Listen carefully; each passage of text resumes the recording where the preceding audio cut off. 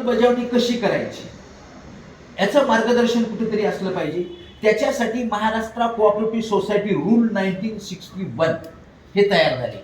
याच रूलच्या आणि याच कायद्याच्या आधारे डेप्युटी रजिस्ट्रार ऑफिस असेल किंवा सहकार विभागामधले व्यक्ती, अधिकारी, कर्मचारी, तुम्ही आम्ही, किंवा एखादी केस कोर्टामध्ये दाखल करायची असेल गेली तिथं बाजू मांडण्यासाठी ॲडव्होकेट वगैरे हे सगळे याच वेळेचं पालन करतात. आता ते ऍक्टचं पुस्तक 1,000-1,500 रुपयाचं असं पुस्तक. त्या पुस्तकामधून आपल्याला आपल्या प्रश्नाचं ठराविक उत्तर जर शोधायचं म्हटलं तर ते आपल्याला सापडणारच नाही. ॲडव्होकेट देखील, एखादे ॲडव्होकेट जर समजा क्रिमिनलमध्ये प्रॅक्टिस करत असतील, सिव्हिलमध्ये प्रॅक्टिस करत असतील, कॉर्पोरेट क्षेत्रामध्ये असतील, तर त्यांना कोऑपरेटिव्हचं त्याच्या प्रश्नाचं उत्तर शोधता येत नाही. कारण 100% सगळं नॉलेज त्यांना असेल असं अपेक्षित करता येत नाही. इंजिनियर असेल, डॉक्टर असेल, आता काही काही ठिकाणी ट्रेनिंगला आम्ही गेल्यानंतर एका ठिकाणी ठाणे महानगरपालिकेचे उपायुक्त भेटले. ते उपायुक्त भेटल्यानंतर ते वेगवेगळे प्रश्न विचारायचे. म्हटलं सर तुम्ही उपायुक्त, तुम्हाला आम्ही काय नॉलेज देणार? त्यांनी सांगितलं प्रॅक्टिकल आमचा याच्याशी संबंध येतच नाही ना, त्याच्यामुळे आम्हाला याच्यामधलं काय माहिती नाही. आणि ही वस्तुस्थिती, ज्याचा ज्या क्षेत्राशी संबंध येतो त्याला त्या क्षेत्रामधलाच अनुभव मिळतो आणि त्याच्या आधारे तो म्हणजे काहीतरी इतर सांगू शकतो किंवा त्याच्यामध्ये माहिती देऊ शकतो. त्याच धर्तीवर आपल्यासाठी कोणीतरी तुम्हाला नॉलेज देईल आणि कुठल्या तरी एक्सपर्टकडे जायचं, कुठल्या तरी ॲडव्होकेटकडे जायचं, सीए कडे जायचं आणि त्यांनी सांगायचं आणि त्याच्यावर तुम्ही विश्वास ठेवायचा. बरं, त्याने तुम्हाला सल्ला दिल्यानंतर तो तुम्हाला फुकट देणार आहे का सल्ला? त्याचे पैसे घेणार ना तो. तर हे होऊ नये म्हणून तुम्हाला त्याचं बेसिक नॉलेज असणं ही काळाची गरज आहे. तुमचे अधिकार काय, तुमचे कर्तव्य काय, तुमच्या जबाबदारी काय, एकमेकाशी कसं वागावं, हाऊसिंग सोसायटीचं ऍडमिनिस्ट्रेशन कसं असावं, मॅनेजमेंट कसं असावं, बरोबर आहे, मॅनेजमेंट कमिटी कशी असावी, मॅनेजमेंट कमिटीचा कार्यकाल कसा असावा, मॅनेजमेंट कमिटीची निवडणूक कशी घ्यावी, त्याच्यासाठी काय टर्म्स कंडिशन आहेत, त्याच्यामध्ये पात्र कोण, अपात्र कोण, सभासद कोणाला म्हणायचं, जॉईंट मेंबर कोणाला म्हणायचं, असोसिएट मेंबर कोणाला म्हणायचं, प्रोव्हिजनल मेंबर किंवा टेम्पररी मेंबर कोणाला म्हणायचं, या सगळ्या व्याख्या, याची कायद्यामध्ये काय त्याची तरतूद आहे, या गोष्टीची आम्हाला माहिती असणं ही काळाची गरज आहे.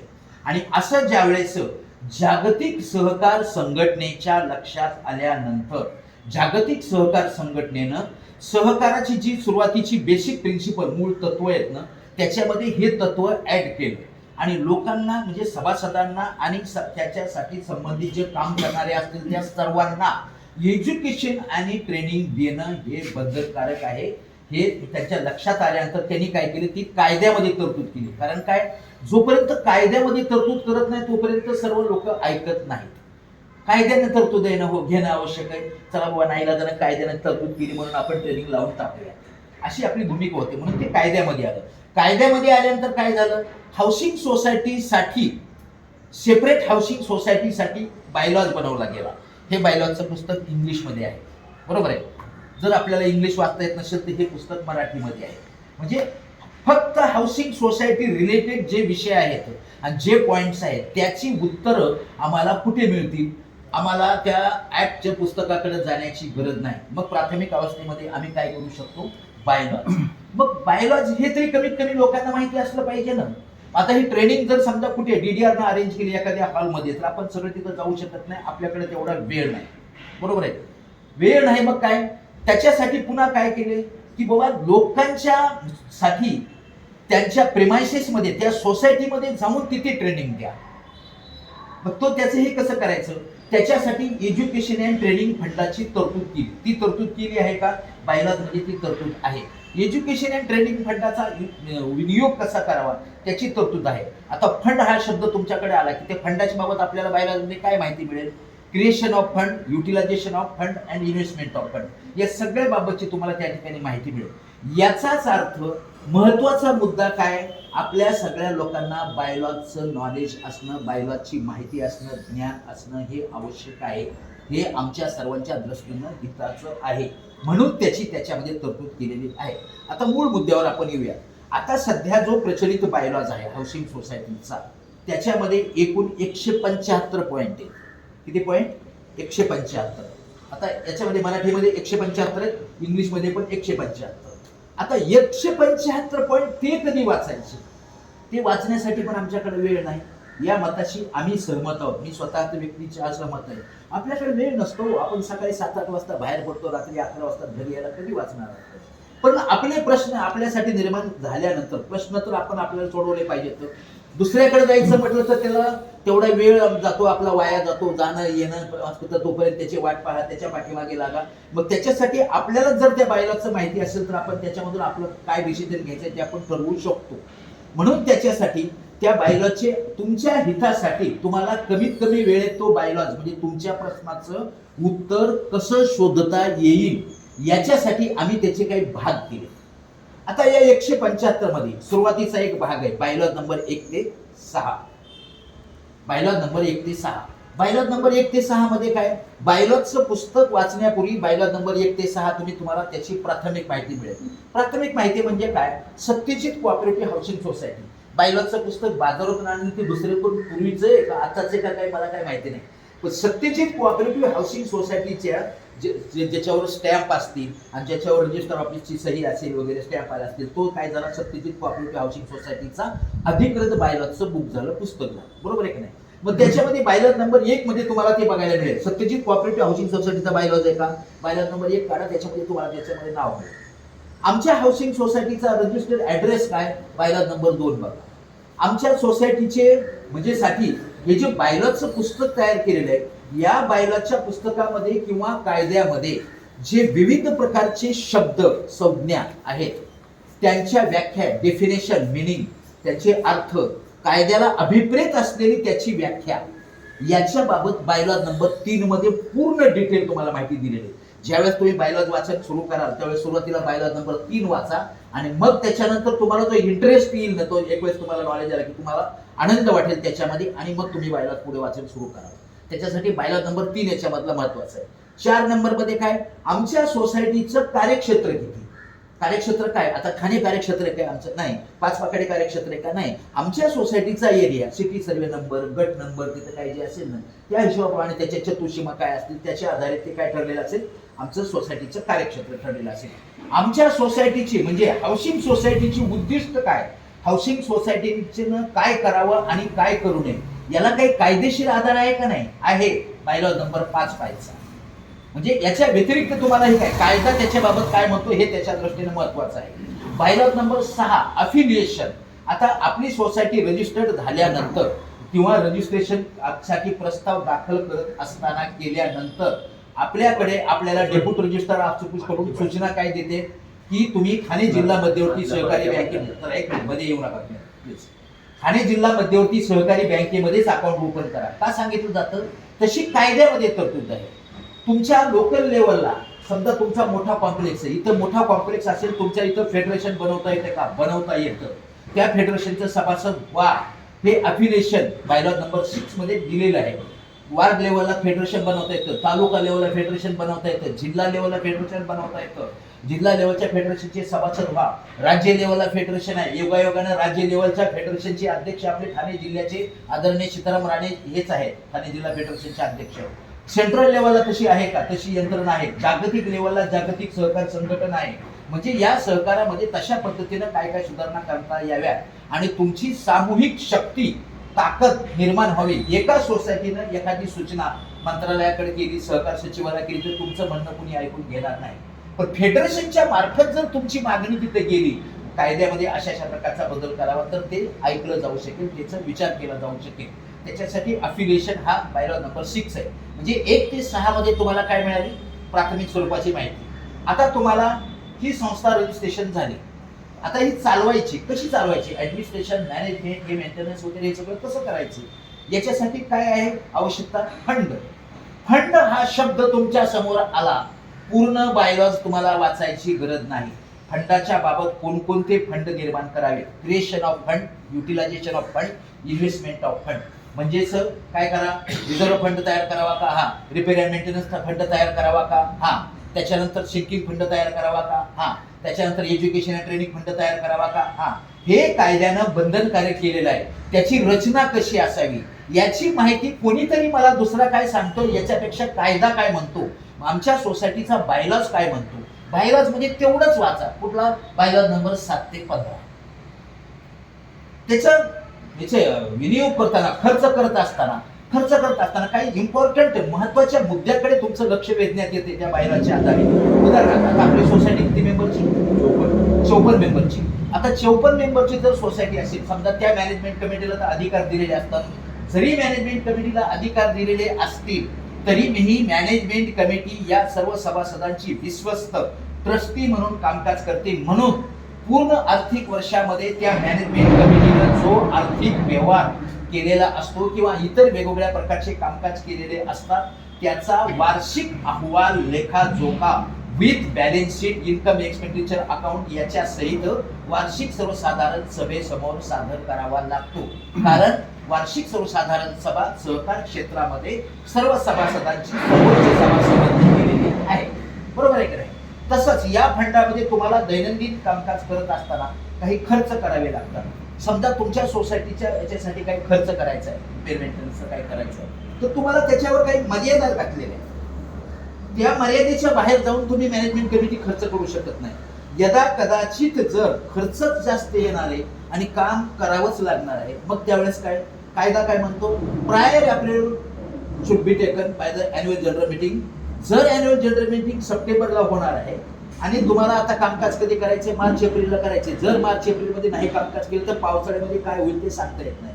तोपर्यंत तुम्हाला थांबता येत नाही. पर्याय दिलाय बायलॉ. काय म्हणतो bylaw, special general meeting call करा.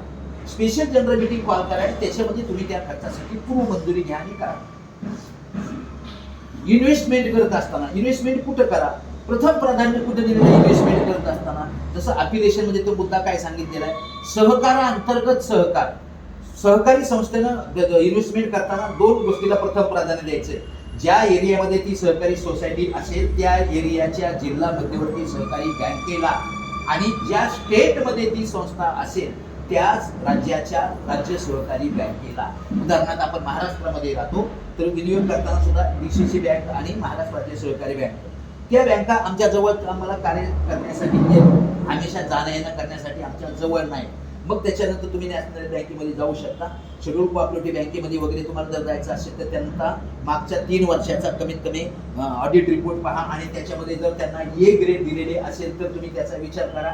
हे असे कसे यासाठी दिलेले हे कायद्यामध्ये तरतुदी, या सगळ्या तरतुदी ह्या सर्व सभासदांचं कुठं नुकसान होऊ नये.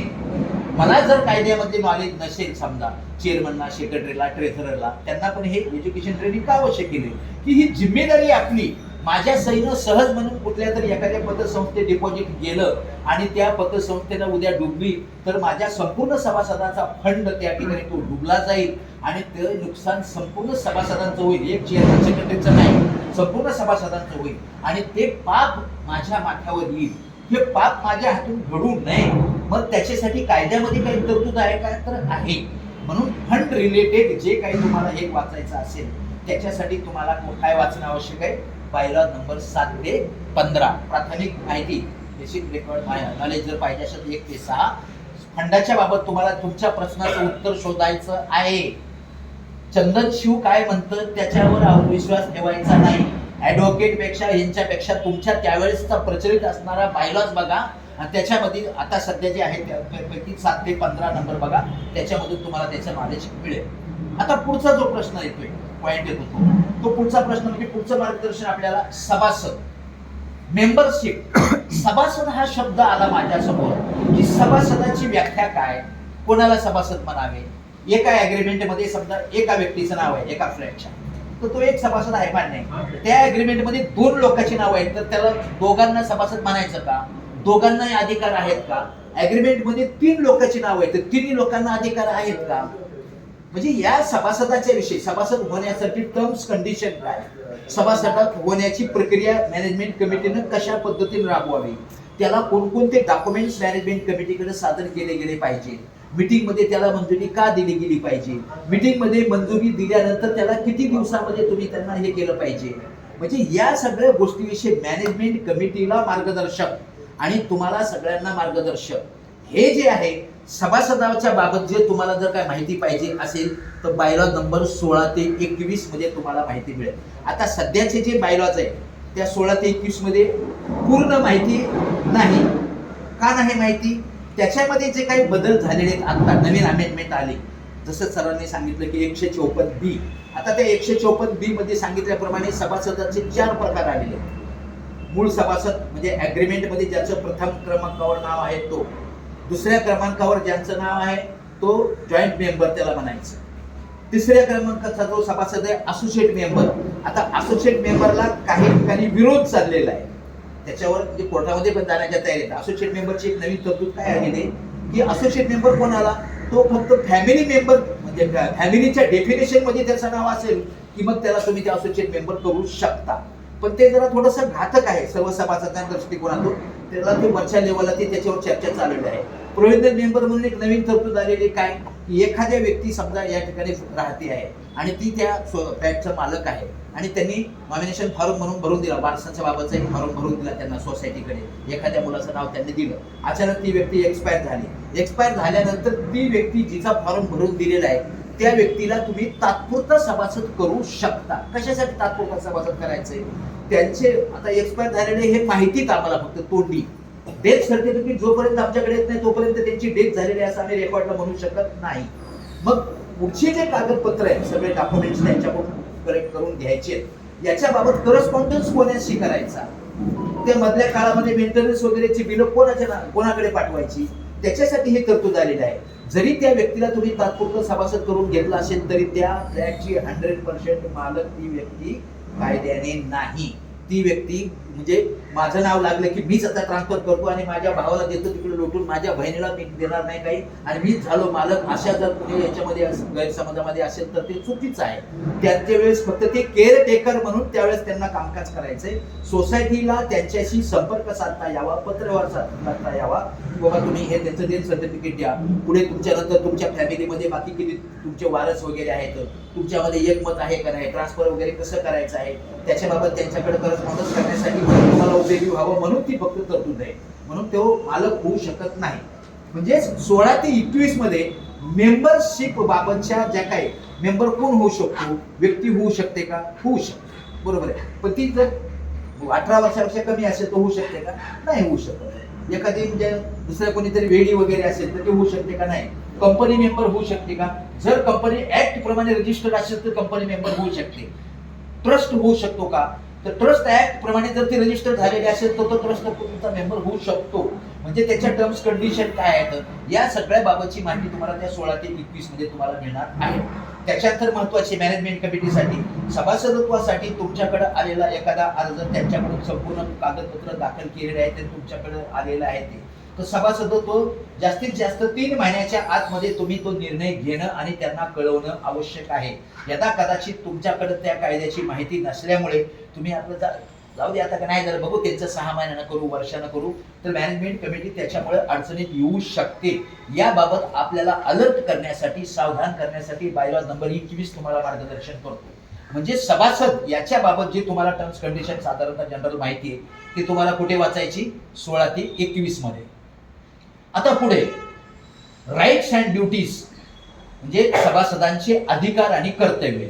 अधिकार आणि कर्तव्य याच्याशी निगडीत तुमचा प्रश्न आला की तुम्ही दुसरीकडे बाहेर कुठे जायच्या वेळी काय करायचंय, 175 पॉइंट मला वाचायला वेळ नाही.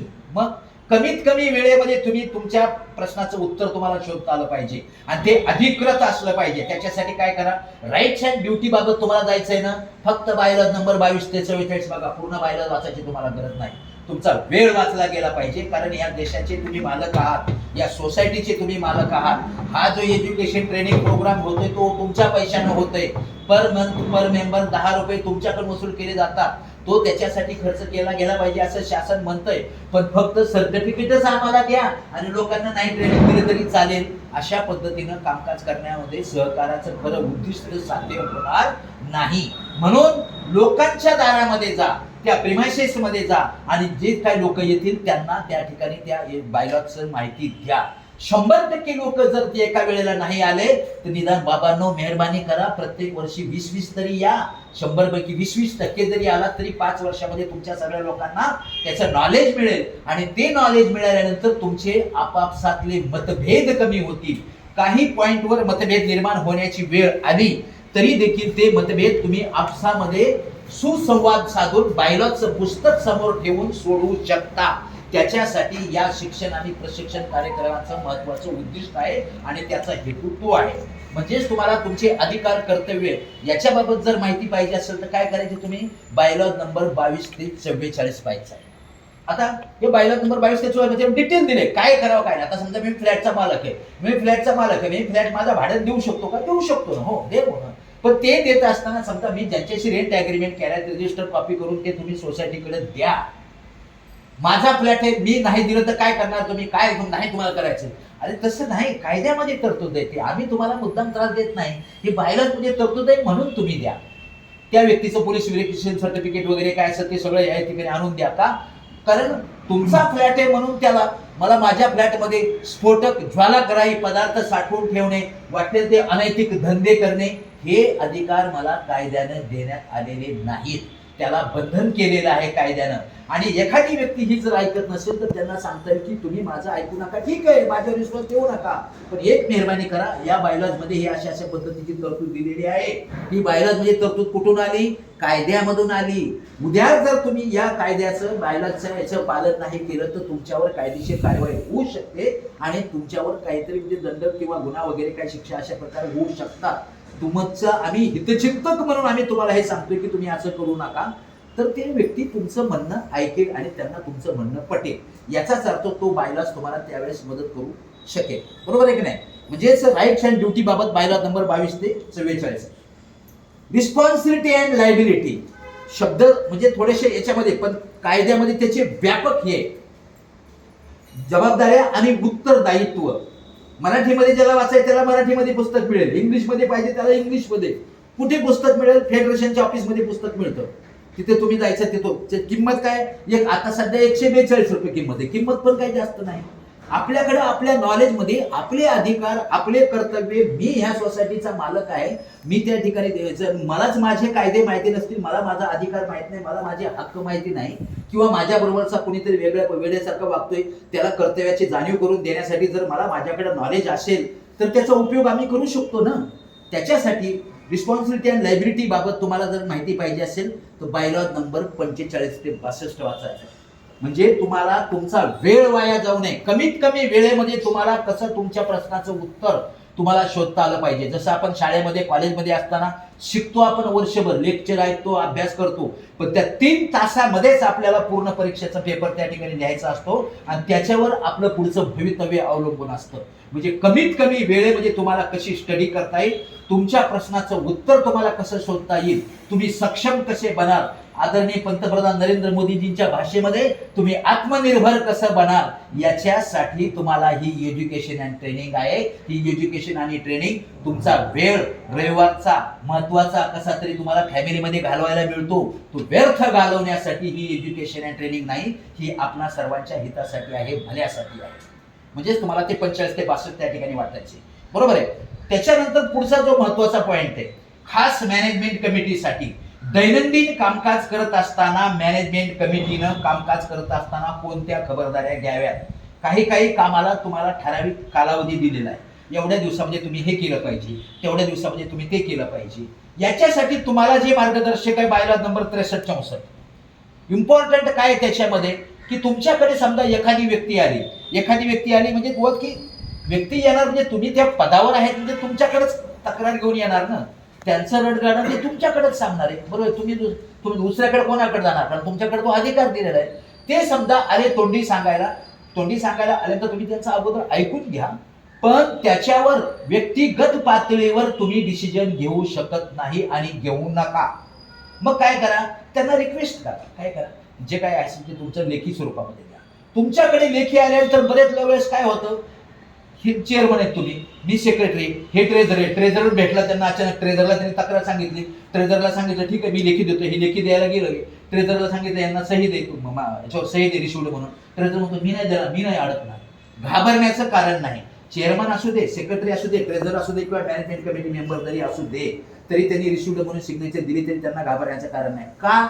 व्यक्तिगत पातळीवर तुम्ही निर्णय घ्यायचा नाही. तुम्ही सोसायटीच्या मॅनेजमेंट कमिटीच्या वतीनं तुम्ही ते कागदपत्र करस्पॉन्डन्स स्वीकारलेलं आहे आणि ते तुमच्याकडं आल्यानंतर मॅनेजमेंट कमिटीनं आलंय, बघूयात, वाचूयात, त्याच्यावर निर्णय घेऊन, एवढी काही गडबड नाही. अशा याच्यामध्ये राहू नका. मग काय करा, कायदा काय म्हणतो, प्रत्येक महिन्याला तुमची मॅनेजमेंट कमिटीची किमान एक मीटिंग बैठक झाली पाहिजे. प्रत्येक महिन्याला किमान एक मीटिंग झाली पाहिजे असं कायदा म्हणतोय. मग तुम्ही काय करायचंय, त्या मीटिंग येणारी जी तुमच्याकडे तक्रार अर्ज आल्यानंतर येणारी जी मीटिंग आहे त्या मीटिंग मध्ये तो विषय घ्या, विषय पत्रिकेवर घ्या, त्याच्यावर त्या तुमच्या मॅनेजमेंट कमिटीमध्ये ज्यांना जे मतं मांडायची त्याची सादर बादक चर्चा होऊ द्या. त्याचं सविस्तर, कोणी सकारात्मक म्हणजे समर्थनार्थ काही मुद्दे मांडलेत, कोणी त्यांच्या विरोधामध्ये काही मुद्दे मांडलेत, घ्या मिनिट्स मध्ये.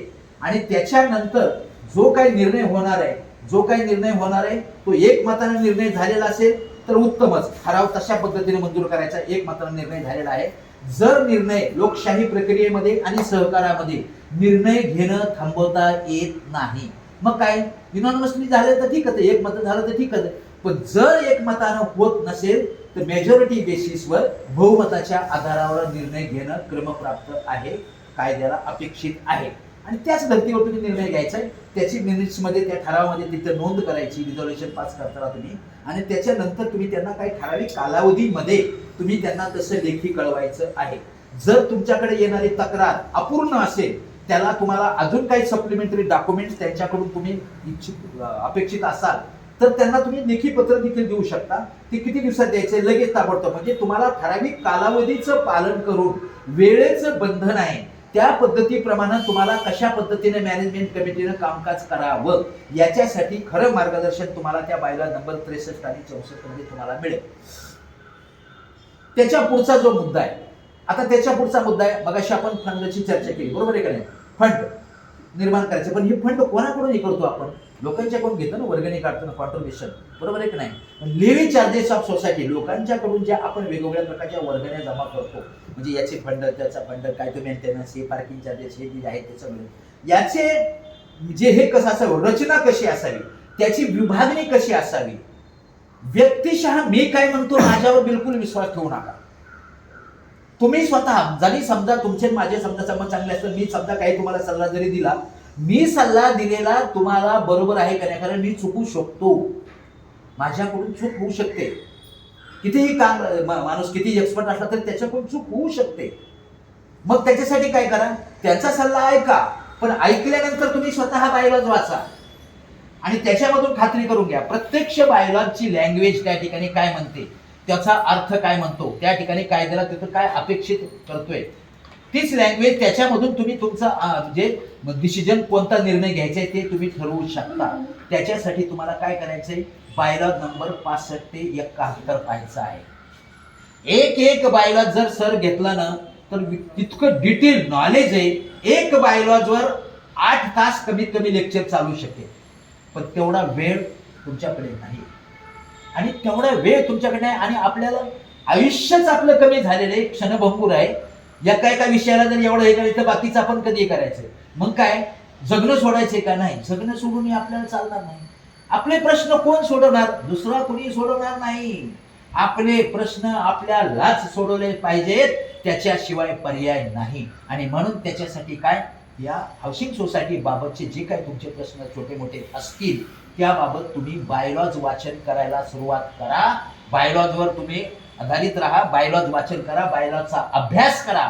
तुम्हाला तेवढा वेळ नाही, म्हणून कमीत कमी वेळेमध्ये तुमच्या पॉइंटशी निगडीत, तुमच्या मुद्द्याशी निगडीत असणारे मार्गदर्शन ते जे तुम्हाला आवश्यक आहे ते तुम्हाला त्या बायलॉजच्या मार्फत मिळेल. हा आजच्या शिक्षण प्रशिक्षणाचा उद्देश आहे.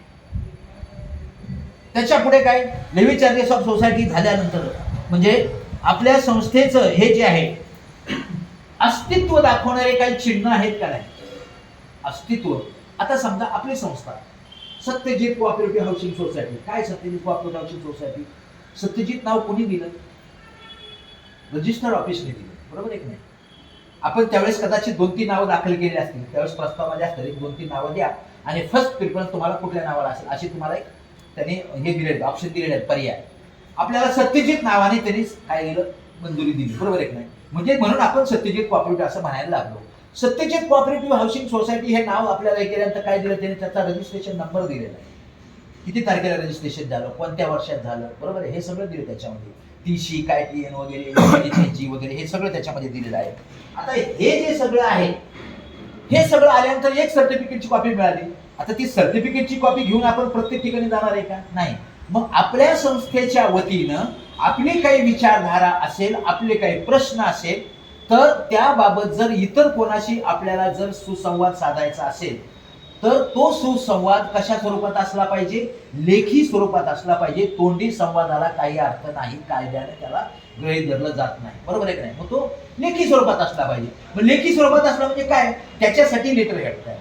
मग ते लेटर हेडवर तेच नाव असलं पाहिजे, रजिस्ट्रेशन नंबर असला पाहिजे. बरोबर आहे की नाही? आता ते लेटर हेड आलं तुमच्याकडे, आमचे हे दोघं जण सर इथं येऊन बसले ऑफिसमध्ये आणि त्यांनी तुमचे लेटर हेड घेतले आणि त्याच्यावर लिहून काहीतरी दिलं, ठाणे महानगरपालिका लेटर, म्हणजे ते अधिकृत लेटर आहे का? नाही. अधिकृत लेटर त्याला कधी म्हणता येईल? ज्यावेळेस तुमच्या संस्थेचा राऊंड शील त्याच्यावर असेल आणि संस्थेच्या पदाधिकाऱ्यांच्या नावाचे सिग्नेचर सवणी असतील, त्यांच्या छायाचिन्हे असतील त्या ठिकाणी, तेव्हा ते पत्र अधिकृत आहे असं गृहीत धरता येईल. म्हणजे असे काय अस्तित्वाची चिन्ह दाखवणाऱ्या याबाबत देखील तुम्हाला त्या ठिकाणी 72 ते 75 पर्यंत त्या ठिकाणी तुम्हाला मार्गदर्शन करण्यात आलेलं आहे. त्याच्यानंतर पुढे स्ट्रक्चरल ऑडिट करून घेणं का आवश्यक आहे? आता ह्या सगळ्याच याच्यामध्ये आम्ही काही सगळे तज्ञ नाहीत. बरोबर आहे की नाही? मग हे स्ट्रक्चरल ऑडिट काय, त्याचा रिपोर्ट काय, काय तपासणी केली पाहिजे, कोणता मुद्दा काय असला पाहिजे, त्याचं प्रमाण काय असलं पाहिजे, बांधकाम कधी योग्य आहे, कधी अयोग्य आहे, याच्याविषयी आम्हाला ABCD काहीही कळत नाही. म्हणजेच त्या एक्सपर्टकडे आम्ही जातो. बरोबर आहे की नाही? मग स्ट्रक्चरल ऑडिट कोणाकडून घ्यावं? पॅनलवरचे जे समजा स्ट्रक्चरल ऑडिटर आहेत त्यांच्याकडून ते करून घ्यावं. किती वर्षात करावं? 15 वर्षाची जर बिल्डिंग झाली असेल तर किती वर्षात करावं? 3 वर्षानंतर एक वेळेस. बरोबर आहे? नाही, 5 वर्षात एक वेळेस. 30 वर्षाची बिल्डिंग झाली असेल तर 3 वर्षांतर एक वेळेस करावं. म्हणजे हे जे मार्गदर्शन आहे ते देखील मार्गदर्शन तुम्हाला बायलॉ नंबर 76 मध्ये आहे. स्ट्रक्चरल ऑडिट हा विषय तुमच्याकडे आला, पूर्ण बायलॉ तुम्हाला उघडून पाहण्याची गरज नाही, वेळ नाही आपल्याकडे. मग कमीत कमी वेळेमध्ये तुम्हाला तुमच्या प्रश्नाचं उत्तर शोधता आलं पाहिजे. त्याच्यासाठी हे एज्युकेशन ट्रेनिंग आहे. स्ट्रक्चरल ऑडिट हा विषय तुमच्याकडे आला की बायलॉ नंबर फक्त 76 काढून बघा. पूर्ण बायलॉ वाचण्यामध्ये तुमचा वेळ वाया जाता कामा नाही, कारण तुमचा वेळ देखील तेवढाच अमूल्य आहे. 77 मध्ये याच बाबत थोडंफार हे मार्गदर्शन आहे. बरोबर आहे? आता पुढचा जो महत्वाचा मुद्दा आहे तो कुठला? पार्किंग समस्या. पार्किंग बाबत कसं धोरण असावं, कशा पद्धतीने कार्यवाही करावी. बायलॉ नंबर 78 ते 84, 78 to 84. आता तुमच्यापेक्षा अगोदरच मी तुम्हाला सांगून ठेवतो, पार्किंग विषयी आपल्या सर्वांचं 100% समाधान होईल अशी प्रोव्हिजनच कायद्यामध्येच नाही प्रोव्हिजन तशा पद्धतीच्या. 100% समाधान आपलं होईल असे बरं का प्रोव्हिजन आहे, पण आमच्या सगळ्यांचं 100% समाधान होईल अशा पद्धतीची प्रोव्हिजन अजून तरी नाही. का? कायदे बनवताना त्यांनाही वाटलं नव्हतं ना एका फॅमिलीमध्ये 10 गाड्या येतील म्हणून. बरोबर आहे की नाही? म्हणजे त्याच्यावर त्यांचं तिथं पूर्ण समाधान आमचंही होऊ शकत नाही, तुमचंही आज नाही, तरी देखील आपल्याला जगणं सोडायचंय का? नाही. मग सध्या प्रचलित बायलॉज काय म्हणतो की बाबा प्रचलित बायलॉज जो म्हणतोय त्याच पद्धतीप्रमाणे तुम्ही ते अॅन्युअल जनरल मीटिंग मध्ये पॉलिसी डिसाईड करून मॅनेजमेंट कमिटी तशा पद्धतीचं धोरण हे करावं, त्याची अंमलबजावणी करावी. याचं डिटेल जे मार्गदर्शन आहे ते तुम्हाला बायलॉ नंबर 78 to 84 मध्ये पार्किंग बाबत.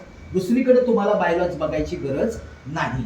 आता त्याच्या पुढे आम्ही सगळं फार चांगलं कामकाज करतोय, पण चांगलं कामकाज करत असताना काय त्याचं कुठेतरी रेकॉर्ड तयार झालं पाहिजे. जसं मगाशी मी सांगितलं की तुमच्याकडे एखादी तक्रार आल्यानंतर तुम्ही तुमच्या व्यक्तिगत पातळीवर निर्णय घ्यायचा नाही. चेअरमन, सेक्रेटरी, ट्रेझरर असाल तरी मग काय करा, त्याच्यासाठी काय तरतूद केलेली, कुठेतरी तुम्ही एकत्र आलं पाहिजे. मग त्याच्यासाठी तरतूद काय आली? मॅनेजमेंट कमिटीच्या मीटिंग असल्या पाहिजे. मीटिंगचं काय? मीटिंगचं रेकॉर्ड असलं पाहिजे तुमचं. मीटिंगचे मिनिट्स लिहिले गेले असले पाहिजे, कारण त्या मिनिट्सच्या आधारेच तुम्ही काय केले काय नाही हे कायद्यासमोर किंवा कोर्टासमोर किंवा रजिस्टर ऑफिस समोर ते सिद्ध करता येऊ शकतं. बरोबर आहे की नाही? ऑडिटर तुमच्याकडे आल्यानंतर किंवा तुमच्या किती मीटिंग झाल्या? 12 झाल्या, दाखवा तुमचं मिनिट्स बुक.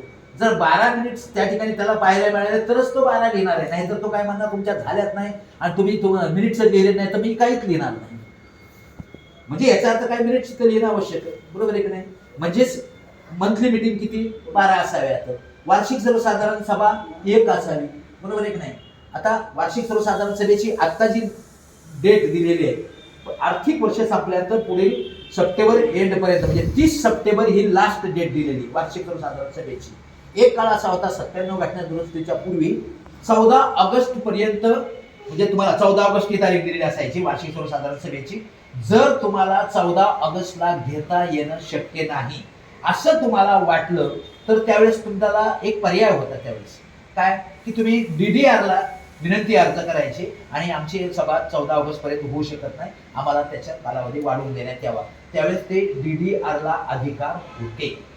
आता ते अधिकार DDRला नाही. 30 सप्टेंबर पर्यंत तुम्हाला वार्षिक सर्वसाधारण सभा घ्यायचीच आहे, बरोबर आहे.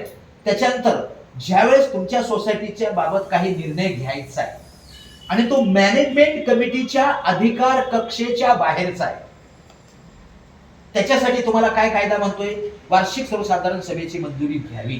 पण वार्षिक सर्वसाधारण सभेपर्यंत थांबता येणं शक्य नाही. मग अशा पद्धतीत काय करावं, त्याच्यासाठी विशेष सर्वसाधारण सभेची प्रोव्हिजन तरतूद कायद्यामध्ये करण्यात आलेली आहे. म्हणजे मीटिंग हा शब्द तुमच्या समोर आला की तुम्ही पूर्ण बायलॉज वाचायची गरज नाही. मग काय वाचा, bylaws number 85 to 109, bylaws number 85 ते 109. त्याच्यामध्ये तुम्हाला फर्स्ट सुरुवात जी तिथे कुठे होते, संस्थेचं रजिस्ट्रेशन झाल्यानंतर पहिली सर्वसाधारण सभा किती दिवसामध्ये घ्यावी, ते 2-3 महिन्यामध्ये जी घ्यायची असते ती कोणी घ्यावी, त्या ठिकाणी रजिस्टर ऑफिसचे प्रतिनिधी का असावे, त्याची विषय पत्रिका कशी असावी, हे सगळे त्याच्यामध्ये माहिती. वार्षिक सर्वसाधारण सभेची विषय पत्रिका कशी असावी, नोटीस किती दिवसापूर्वीची असावी. बायलॉज नंबर 3 मध्ये 14 दिवसाची नोटीस आहे असं तुम्हाला त्या ठिकाणी म्हटलेलं आहे. 14 दिवसाची नोटीस हे कसे काउंट करावे 14 दिवस, याची देखील त्या ठिकाणी माहिती दिलेली.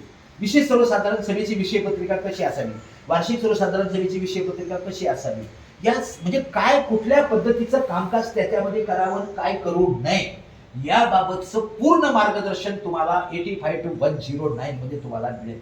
म्हणजे तुम्हाला मीटिंग बाबत काय प्रश्न आला, दुसरीकडे जायची कुठे गरज आहे का, तेवढाच वाचा, कारण तो तुमचा अधिकार आहे. तुम्हाला तुमच्या विषयी, तुमच्या अधिकाराविषयी, तुमचे कर्तव्य जबाबदाऱ्या याच्याविषयी कायद्यामध्ये काय तरतूद आहे. ज्यांच्यासाठी हे कायदे तयार केले त्यांनाच जर कायद्याची माहिती नसेल तर सहकाराचं जे उद्दिष्ट आहे, सहकाराचं खरं उद्दिष्ट काय, mission cooperation for the welfare of human, concept of cooperation is for the welfare of human. लोकशाहीच्या बरोबर एक असं जी हे प्रिन्सिपल आहे ना सहकार, याच्यासारखं दुसरं महान तत्व दुसरं कुठलंच नाही. कंपनीमध्ये एखाद्या कंपनीचा तुमच्याकडे 1 शेअर असेल तर तुम्हाला 1 मत देण्याचा अधिकार आहे. त्याच कंपनीचे माझ्याकडे 500 शेअर्स आहेत तर मला 500 मतं देण्याचा कंपनी ऍक्टमध्ये तरतूद आहे, बरोबर आहे की नाही. तुमच्या कोऑपरेटिव्ह सोसायटीमध्ये, हाऊसिंग सोसायटीमध्ये 54 युनिटची सोसायटी, 10 फ्लॅट जर माझे असतील तरी मला 10 मतं देण्याचा अधिकार नाही, एकच मत आहे. एका फ्लॅटमध्ये एकाचं नाव असेल तरी 1च मत आहे आणि 10 फ्लॅट माझ्या नावावर असतील तरी मला 1च मत आहे. मी गुणवान आहे, मी धनवान आहे, मी बलवान आहे, मी PhD आहे म्हणून मला जास्त अधिकार आहे, मला जास्त मत आहेत आणि मीच कायमस्वरूपी चेअरमन सेक्रेटरी राहील असं नाही.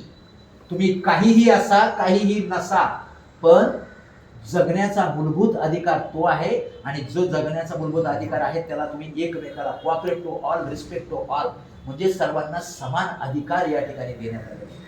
एखाद्या व्यक्तीने सांगितलं आपल्या सोसायटीचे शेअरची रक्कम किती 500, सगळ्यांची रक्कम मीच भरतो, पूर्ण अधिकार मी देतो, कायदा तशी परवानगी देत नाही. हे सहकाराचं महान तत्व आहे आणि म्हणून ते तत्व तुमच्यासाठी, तुमच्या सर्वांच्या भल्यासाठी ना, मग तुमच्या तक्रारी तिकडे येऊ नये. तिकडे तक्रारी आल्या तर काय, कोणाला तर दुसऱ्याला पाठवणार. तुमच्या जास्त तक्रारी आल्या, पाठवा प्रशासक. अरे प्रशासक इथं आल्यानंतर तुमच्या सोसायटीची वाट लागते. नुकसान कोणाचं होतंय, तुमचं. कायदा अपेक्षित काय करतो, तुमचं नुकसान होईल. पैसा तुमचा आहे, मालक तुम्ही आहात. त्याचा दुरुपयोग दुसऱ्याने कुणीतरी येऊन अधिकाराचा दुरुपयोग करून तुम्हाला खड्ड्यात टाकून जाणार अशी पद्धत नसावी. म्हणून हे सगळं हे शिक्षण प्रशिक्षण आहे. म्हणजेच याचाच अर्थ काय, मीटिंगच्या पर्यंत आपण बायलॉ नंबर 185 ते 109 आलो. आता पुढे सोसायटीचं ऍडमिनिस्ट्रेशन, मॅनेजमेंट कसं करावे काय पाहायचंय. पूर्ण 175 वाचायला आम्हाला वेळ नाही हो, फक्त 110 ते 140 बघायचं. बायलॉ नंबर 110 ते 140. बायलॉ नंबर 110 काय म्हणतो की सर्वोच्च जी वार्षिक सर्वसाधारण सभा आहे त्या वार्षिक सर्वसाधारण सभेनं मॅनेजमेंट कमिटीला अधिकार दिलेले आहे. बरोबर आहे का नाही? आता इलेक्शनची प्रक्रिया तर आता आली हो. एक जमाना असा होता की वार्षिक स्वरूप साधारण सभेमध्ये तुम्ही चेअरमन, तुम्ही सेक्रेटरी, तुम्ही ट्रेझरर, तुम्ही मॅनेजमेंट कमिटी मेंबर, चालू द्या पुढे, असं होतं. बरोबर आहे.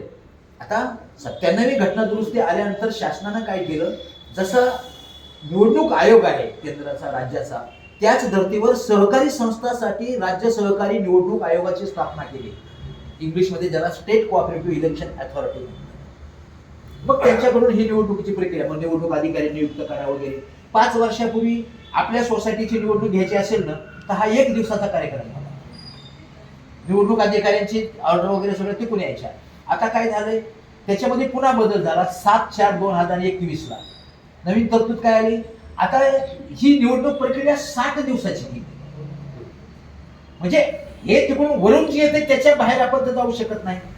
कायदा वरून आला तर त्याचं पालन आपल्याला करावं लागणार आहे. म्हणजेच इथं 110 ते 140 मध्ये काय, सर्वोच्च सभा तुमची वार्षिक सर्वसाधारण सभा आहे, त्यांनी मॅनेजमेंट कमिटीला अधिकार दिले. आता त्याच्या पुढे बाकीची आम्हाला काय माहिती पाहिजे का नको? मॅनेजमेंट कमिटी किती लोकांची असावी, किती लोकांची असावी मॅनेजमेंट कमिटी, याच्याबाबत कायद्यामध्ये काही तरतूद आहे का नाही? चंदनशिव सांगतात म्हणून चंदनशिव विश्वास ठेवायचा का? नाही, चंदनशिव चुकू शकतात. बायलॉज मध्ये बघायचं तुम्ही, त्याच्यामध्ये टेबल दिलेले आहेत काय की 100 मेंबर पर्यंत जी सोसायटी असेल त्याचे मॅनेजमेंट कमिटी 11 लोकांची असावी. 6 from open category, 2 seats are reserve for ladies, 1 seat is reserve for SC/ST, 1 seat is reserve for OBC and 1 seat is reserve for VJ/SBC. ही रचना कोणी केली? कायद्याने केली. 100 पेक्षा जास्त सभासद संख्या 200 पर्यंत आहे, त्यांची 13 लोकांची मॅनेजमेंट कमिटी असावी. रिझर्व कॅटेगरी म्हणजे 2 आणि ह्या रिझर्व कॅटेगरीच्या 3, ह्या 5 जागा तशाच राहतील. तिथं 6च्या ऐवजी इकडे 8 होते. पुढे 13च्या नंतर 15, 15च्या नंतर 17, 17च्या नंतर 19. म्हणजे ही टेबल त्या बाहेरच मध्ये दिलेलं आहे. या ठिकाणी समजा तुमची मॅनेजमेंट कमिटीचा कार्यकाल किती असावा, 3 वर्षाचा का वर्षाचा का 2 वर्षाचा का 6 महिन्याचा का 5 वर्षाचा. बायलॉज 110 ते 140 मध्ये बघायचं, त्याच्यामध्ये तुम्हाला दिलेला असेल 5 वर्षाचा कालावधी तुमचा आहे. त्याच्यामध्ये मॅनेजमेंट कमिटीमध्ये येण्यासाठी पात्र कोण आहे, अपात्र कोण आहे, वाचा बायलॉज 110 ते 140 मध्ये. बँकेचं अकाउंट कुठे ओपन करावं, वाचा बायलॉज नंबर 110 ते 140, त्याच्यामध्ये तुम्हाला मिळेल. बँकेचं अकाउंट कोणी ऑपरेट करावं, 3 लोकांचे असतील, 3 पैकी 2 कोणी चालू शकेल का, ते त्याच्यामध्ये याच्यामध्ये मार्गदर्शन दिलंय. मॅनेजमेंट कमिटीमध्ये प्रचंड भांडणं आहेत, 2 पक्ष झालेले आहेत.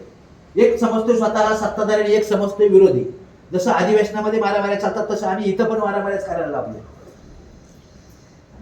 म्हणजे त्याच्यामध्ये मॅनेजमेंट कमिटीचे अधिकार काय आहेत, कर्तव्य काय आहेत, जबाबदाऱ्या काय आहेत.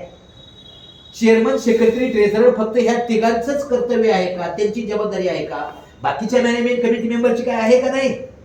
ते जर टाळत असतील तर त्यांना या बायलाज मधला वाचून दाखवा. बायलाज 137, 38, 39, हे बघा, ही सामूहिक जबाबदारी तुमची आहे.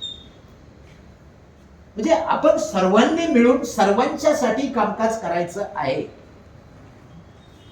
कार्यकाल एवढ्या वर्षात असावा, हे असावं, पात्र कोण, अपात्र कोण, या सर्व गोष्टीचं नॉलेज त्याच्यामध्ये दिलेलं आहे. चेअरमनची जबाबदारी काय, अधिकार काय, कर्तव्य काय. सेक्रेटरीचे अधिकार काय, जबाबदारी काय, कर्तव्य काय. सेक्रेटरीसाठी तर पूर्ण एक बायलॉज आहे. चेअरमनचं त्यांच्यावर सगळे नियंत्रण आहे हे मान्य आहे, पण जबाबदारी आम्ही टाळू शकत नाही. जर आपापसामध्ये मतभेद व्हायला लागले तुम्ही एकामेकांना समजावून सांगू शकता. काही काही ठिकाणी असं आम्हाला उदाहरण पाहायला मिळालं, सेक्रेटरी आणि चेअरमन मध्ये इतकं हे की हा त्याला ऑफिसमध्ये येऊ देत नाही, तो त्याला ऑफिसमध्ये येऊ देत नाही. सोसायटी चालायची कशी? बरोबर आहे ना ते वातावरण. आणि 2 पक्ष, 2 पार्ट्या झाल्यामुळे होतंय काय माहिती का, लीडर लोकांमध्ये 2 पार्ट्या, सभासदामध्ये 2 पार्ट्या, लेडीज मध्ये 2 पार्ट्या, मुलामध्ये 2 पार्ट्या. त्या ग्रुपचा कार्यक्रम आहे, आम्ही त्या ग्रुपच्या कार्यक्रमात जाणार नाही, ह्या ग्रुपचा कार्यक्रम तर तो ग्रुप येत नाही. अशा वातावरणात राहणं बरोबर आहे का? नाही. आपण माणसं, हाऊसिंग या शब्दाची सुरुवात एच न होते, राहते कोण येतं, ह्युमन्स. ह्युमन वेलफेअर साठी हाऊसिंग सोसायटी कोऑपरेटिव्ह सेक्टर कामकाज करते. तेच जर आम्हाला माहिती नसेल, आम्ही आमच्या अधिकाराचा दुरुपयोग करू नये. मी या 54 लोकांमध्ये मी हा एक फ्लॅट धारक आहे, मी स्वतः सोसायटीचा मालक आहे, परंतु माझ्या बरोबर बाकीचे 53 ही मालक आहे, मी एकटाच नाही.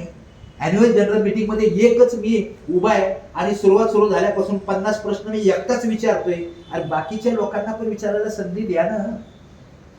याची जाणीव आम्हाला एक दुसऱ्याला हे पाहिजे. आणि सगळ्यात महत्वाचं म्हणजे आमच्यामध्ये बाबांनो दादांनो सहकाराची भावना वाढीत लागली गेली पाहिजे.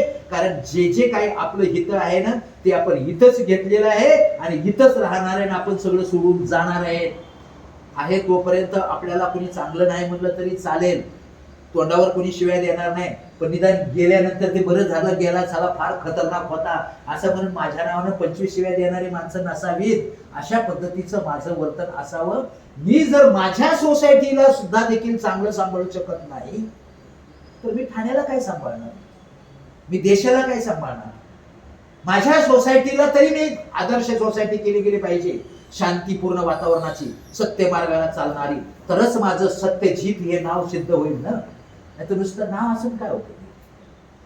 त्याच्यासाठी आम्हाला ह्या एज्युकेशन अँड ट्रेनिंगची गरज आहे. खरा याच्या पाठीमागचा कायद्याचा उद्देश खरा आहे. काही ठिकाणी आम्हाला असं पण लोक म्हणतात, साहेब तुम्ही येऊ नका, फक्त काय करा सर्टिफिकेट देऊन टाका आम्हाला. आणि म्हटलं असं देऊ नकोय, असं तर नाही झालं तरी चालेल. अरे ते जे उद्देश आहे त्याच्यामधला तो उद्देश तो खरा म्हणजे लोकांच्या पर्यंत पोहोचणार पाहिजे.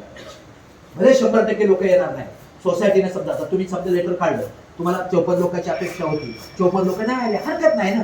कायदा काय म्हणतो, तुम्हाला जे जे करता येणं शक्य आहे ते तुम्ही करा. कर्मण्यवाधिकार असते मा फलेषु कदाचन, असं म्हणतात ना. तू तुझं कर्म कर, फलाची अपेक्षा करू नकोस, बाकी काय व्हायचं तुम्ही बघ. तुमची जबाबदारी तुम्ही प्रामाणिकपणे पार पाडा, ते वेळ. मग ह्या वर्षात 20% येतील, पुढच्या वर्षात 20%, त्याच्या पुढच्या वर्षी 20%, तसं करूयात ना. तरतुदी तुम्हाला प्रोव्हिजन पर्याय तुम्हाला सगळे दिलेले आहेत. म्हणजेच तुम्हाला सोसायटीचं ऍडमिनिस्ट्रेशन, मॅनेजमेंट, व्यवस्थापन कशा पद्धतीनं चालवावं आणि सगळ्यात महत्वाचं म्हणजे कायद्यामध्ये देखील तुमच्याकडून नैतिक अधिष्ठानाची अपेक्षा केलेली आहे. कायदा काय म्हणतो, तुमचं समजा रिअल इस्टेटचा बिझनेस आहे, तुमचं लायसन आहे, तुम्ही खरेदी विक्रीचा व्यवसाय करता, तर तुम्ही जर तुमचा व्यवसाय करत असाल तर तुम्ही शक्यतो सोसायटीच्या याच्यामध्ये राहू नका. कारण का, तुमची स्वार्थी वृत्ती तुम्हाला जागी होईल. कोऑपरेटिव्ह क्रेडिट सोसायटीमध्ये माझं जर सावकारकीचं लायसन असेल व्यक्तिशः, तर कोऑपरेटिव्ह क्रेडिट सोसायटीचा संचालक मी होऊ शकत नाही. कायद्याने तशा प्रकारच्या काही तरतुदी काय म्हणजे तुमच्याकडून नैतिक अधिष्ठानाची अपेक्षा केलेली. तुमचं कुठलं तरी कॉन्ट्रॅक्ट आहे, सिक्युरिटी सर्व्हिस तुम्ही पुरवताय, हाऊसकीपिंग सर्व्हिस तुम्ही सोसायटीशी कॉन्ट्रॅक्ट केले आणि तुम्हीच त्या ठिकाणी चेअरमन येत असाल तर ते नैतिक दृष्टिकोनातून तुमचं चूक आहे, नैतिक दृष्ट्या अधःपतन होईल. कारण तुमचंच अनुकरण बाकीची लोक करतील. म्हणून कायदा तर त्या ठिकाणी असा म्हणतो, असा जर तुमच्याशी तुम्ही पदाधिकारी असाल आणि तुमच्याशा स्वार्थाशी निगडीत असा एखादा विषय जर त्या मॅनेजमेंट कमिटीमध्ये येणार असेल तर नैतिक अधिष्ठान समजून मी त्या मीटिंगला देखील हजर नाही राहिलो पाहिजे. इतक्या चांगल्या तरतुदी त्या कायद्यात. भांडणं होत राहणार, हो मतभेद होत राहणार. मतभेद होणं म्हणजे हे जागृतीचं लक्षण आहे. एका कुटुंबामध्ये पती पत्नी मुलं असतील तर त्यांचे देखील आपापसात मतभेद असतात, पण मतभेद सुसंवाद साधून मिटवता आले पाहिजेत. आणि तो सुसंवाद साधण्यासाठी तुम्हाला उपयोगी पडतो कायदाच. त्याच्यासाठी बायला चालायचं. म्हणजे 110 ते 140 पर्यंत हे मॅनेजमेंट कसं सांभाळावं ते तुम्हाला आलं. त्याच्या पुढे आपण येतोय. पुढचा जो भाग आहे तो 141 ते 147 पर्यंत maintenance of books and record. आता maintenance of books and record जरी तो आम्ही भाग 141 ते 147 म्हटलंय, तरीही बुक्स अँड रेकॉर्ड्स म्हणजे कोणत्या प्रकारचे रजिस्टर ठेवावेत, कोणत्या प्रकारच्या फाईल ठेवाव्यात, याच्यासाठी तुम्हाला 47 पर्यंत पण जाण्याची गरज नाही. फक्त बायलॉ नंबर 141 142 बघा बस. त्याच्यामध्ये कंप्लीट लिस्ट दिलेली, कोणकोणते रजिस्टर असावे आणि कोणकोणते 142 मध्ये फाईलची लिस्ट दिलेली. त्याच्यापेक्षा तुम्ही जास्त ठेवलं तर चांगलं. अचानक समजा मी या सोसायटीत आलो आणि मला हाऊसिंग सोसायटीचे एबीसीडी काय माहित नाही आणि लोकांनी सांगितलं तुम्ही चेअरमन, म्हणजे मी कदाचित घाबरून जातो ना. अरे मला याच्याबद्दल एबीसीडी काही माहित नाही. काही माहिती नसेल तर काय हरकत नाही. कुठले बुक्स असावेत, कुठले रेकॉर्ड असावं, कशा प्रकारच्या फाईल्स असाव्यात, याची यादी तुम्हाला 141 142 मध्ये दिलेली आहे. तुम्हाला बाहेर कुठं जाण्याची गरज नाही. त्याच्यापेक्षा जास्त तुम्ही ठेवल्या तर चांगली गोष्ट. म्हणजे तुमचं काम तुम्ही चांगल्या पद्धतीने कसं करू शकता.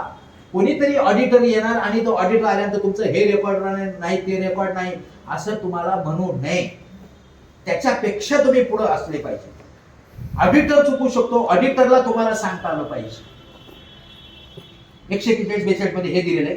त्याच्यानंतर दुसरं एक आहे 143-44 मध्ये किंवा तुमचं आर्थिक वर्ष काय असावं, 1 एप्रिल ते 30 मार्च आर्थिक वर्ष सहकार वर्ष ते असावं, ते त्यांनी दिलेलं आहे.